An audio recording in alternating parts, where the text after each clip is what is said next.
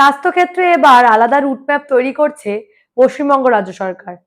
এখনো পর্যন্ত স্বাস্থ্যক্ষেত্রে বারংবার যে বিতর্ক আমরা কেন্দ্র এবং রাজ্যের মধ্যে দেখছিলাম, একদিকে যখন রাজ্যের তরফে স্বাস্থ্যসাথী প্রকল্প ছিল, অন্যদিকে কেন্দ্রের তরফে আয়ুষ্মান ভারত প্রকল্প ছিল। যদিও কেন্দ্রীয় সরকার পরিষ্কার বলে দিয়েছিল যে স্বাস্থ্যসাথীর পাশাপাশি আয়ুষ্মান ভারত প্রকল্প করা যেতেই পারে, তাতে কোনো অসুবিধা নেই। তবুও আমাদের রাজ্যের প্রাক্তন মুখ্যমন্ত্রী মমতা বন্দ্যোপাধ্যায়, তার এই আয়ুষ্মান ভারত কার্ড নিয়ে প্রচুর সমস্যা ছিল, যার জন্য পশ্চিমবঙ্গবাসী স্বাস্থ্যসাথী এবং আয়ুষ্মান ভারত কার্ড একসঙ্গে এতদিন ধরে করতে পারেনি। এবারে যখন নতুন সরকার ক্ষমতায় এলো, অর্থাৎ বিজেপি সরকার ক্ষমতায় আসার আগে ঠিক যেমনটা কথা দিয়েছিল, লক্ষ্মী ভান্ডারটা হয়ে গেল অন্নপূর্ণা ভান্ডার, এবং অন্নপূর্ণা ভান্ডারের পর চাকরির প্রতিশ্রুতি, এবং ঠিক তারপর পরবর্তী যে প্রতিশ্রুতি ছিল, অর্থাৎ স্বাস্থ্যক্ষেত্রে মানুষকে সাহায্যের প্রতিশ্রুতি।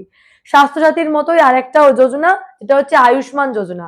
সেই আয়ুষ্মান যোজনা কার্ডের অন্তর্গত সবাই যাতে হতে পারে, সেই ব্যবস্থাই কিন্তু এবার করতে শুরু করেছে রাজ্য সরকার। কেন্দ্রীয় স্বাস্থ্য দপ্তরের সঙ্গে ভার্চুয়াল বৈঠকের পর নবান্ন থেকে সাংবাদিক সম্মেলন করেন মুখ্যমন্ত্রী, এবং সেখানে তিনি পরিষ্কার জানিয়েছেন যে যাদের স্বাস্থ্যসাথী কার্ড রয়েছে, সেই 6 কোটি মানুষকে প্রথম ভাগে এই আয়ুষ্মান ভারত প্রকল্পের অন্তর্গত করবেন তিনি, এবং পরবর্তীতে বাকিদেরও এই আয়ুষ্মান ভারত কার্ড করার ব্যবস্থা তিনি করবেন।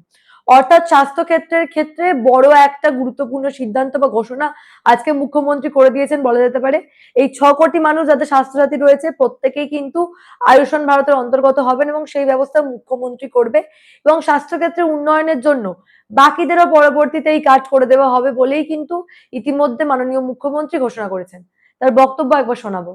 আয়ুষ্মান ভারতে ইতিমধ্যে এনরোলমেন্টের কাজ শুরু হয়েছে।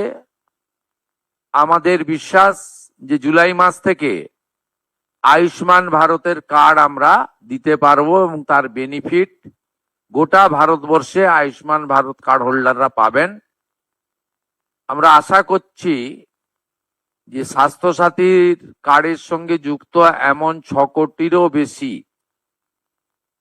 আমরা যারা কার্ড হোল্ডার তাদেরকে আয়ুষ্মান ভারতে এক্ষুনি নিয়ে যেতে পারবো। পরে পরে এই সংখ্যা আরো বৃদ্ধি পাবে, এবং যারা নতুন করে আয়ুষ্মান ভারতে যুক্ত হতে চান, স্বাস্থ্যসাথীতে যুক্ত হননি, তাদের ক্ষেত্রেও অপরচুনিটি থাকছে। আমরা জুন মাসের প্রথম সপ্তাহের মধ্যে আয়ুষ্মান আরোগ্য মন্দিরের এগ্রিমেন্ট দিল্লিতে করার সিদ্ধান্ত নিয়েছি।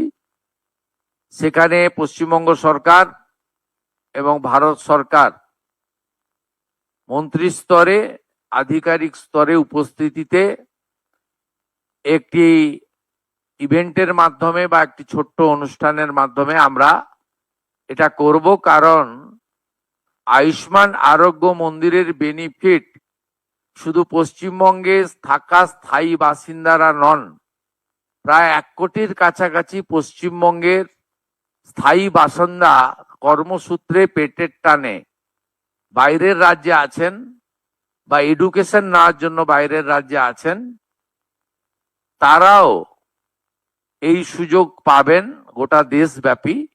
সেই এগ্রিমেন্ট আমরা জুন মাসের প্রথম সপ্তাহে দিল্লিতে করার সিদ্ধান্ত নিয়েছি।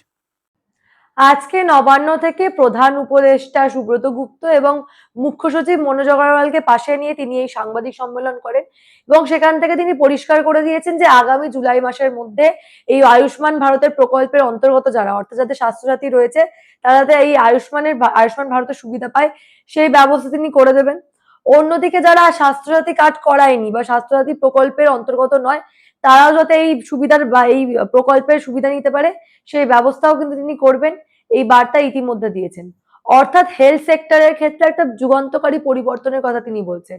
একদিকে যখন পশ্চিমবঙ্গের স্বাস্থ্য ব্যবস্থার বেহাল অবস্থা হয়ে গেছিল আগের সরকারের আমলে, ঠিক সেই ব্যবস্থার কথা মাথায় রেখে নতুন সরকার আসার পর একেবারে হেলথ সেক্টরের দিকে কড়া নজরদারি করা হচ্ছে, এবং প্রধানমন্ত্রীর যে বিভিন্ন প্রকল্প স্বাস্থ্যক্ষেত্রে, যে প্রকল্পগুলো পূর্বতন সরকার অর্থাৎ মমতা বন্দ্যোপাধ্যায় সরকার নিজেদের স্বার্থের জন্য বিরোধিতা করে গেছেন, সেই সকল প্রকল্পের সুবিধা যাতে পশ্চিমবঙ্গের মানুষ বর্তমানে পায়, সেই ব্যবস্থায় কিন্তু বর্তমান পশ্চিমবঙ্গ রাজ্য সরকার করবে, সেই বার্তায় কিন্তু শুভেন্দু অধিকারী আজকে আবারও দিয়েছেন।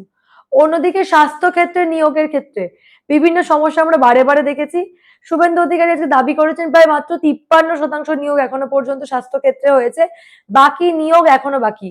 খুব দ্রুতই কিন্তু স্বাস্থ্য ক্ষেত্রে আবারও নিয়োগ করা হবে, সেই বার্তাও তিনি দিয়েছেন। সেই বক্তব্যটাও একবার শোনাবো। পশ্চিমবঙ্গে হেলথ সেক্টরে ডক্টর, নার্স এবং অন্যান্য ক্ষেত্রে এখানেও স্যাংশন পোস্টের তুলনায় রিক্রুটমেন্ট মাত্র 53%। এটাও আমরা দ্রুততার সঙ্গে আগামী 3 মাসের মধ্যে রিক্রুটমেন্ট পলিসিতে স্বচ্ছতা এনে আমরা মাত্র 53% অ্যাচিভমেন্ট আছে, এটাও জাতীয় গড়ের থেকে অনেক নিচে, যেখানে 98% প্রায় জাতীয় গড়। পশ্চিমবঙ্গে এই হেলথ সেক্টরে রিক্রুটমেন্ট বিভিন্ন সেন্ট্রাল প্রজেক্টে, সেন্ট্রাল মানে স্পন্সর প্রজেক্ট বা আমাদের স্টেট সেন্ট্রালে যৌথ প্রজেক্টে 53% মাত্র হয়েছে, সেটাও আমরা কথা বলেছি। কার্যত বলা যেতে পারে অন্নপূর্ণা ভান্ডার থেকে শুরু করে এই আয়ুষ্মান ভারত প্রকল্প এবং পাশাপাশি স্বাস্থ্য ক্ষেত্র, শিক্ষা ক্ষেত্র, সমস্ত জায়গায় নিয়োগ, যে যে প্রতিশ্রুতি বিজেপি সরকার দিয়েছিল ক্ষমতায় আসার আগে, সমস্ত প্রতিশ্রুতি কিন্তু ইতিমধ্যে রাখার চেষ্টা করছেন মুখ্যমন্ত্রী শুভেন্দু অধিকারী। এখন দেখার বিষয় বাকি যে প্রতিশ্রুতিগুলো, যেমনটা শুভেন্দু অধিকারী আগেও বলেছেন যে আগামী 1 বছরের মধ্যে সংকল্প পত্রের সমস্ত প্রতিশ্রুতি পূরণ করা হবে। এই আয়ুষ্মান ভারত প্রকল্প কিন্তু সেই লক্ষ্যেই আর একটা পদক্ষেপ। এখন দেখার বিষয় সত্যি সত্যি 1 বছরে বিজেপি সরকারের দেওয়া সমস্ত প্রকল্প বা সমস্ত প্রতিশ্রুতি সত্যি সত্যি পূরণ হয় কিনা। এই বিষয় নিয়ে আপনারা কি ভাবছেন? আপনাদের মূল্যবান এবং গুরুত্বপূর্ণ মতামত অবশ্যই আমাকে জানাবেন দ্য নিউজ বাংলার কমেন্ট সেকশনে এবং দেখতে থাকুন দ্য নিউজ বাংলা।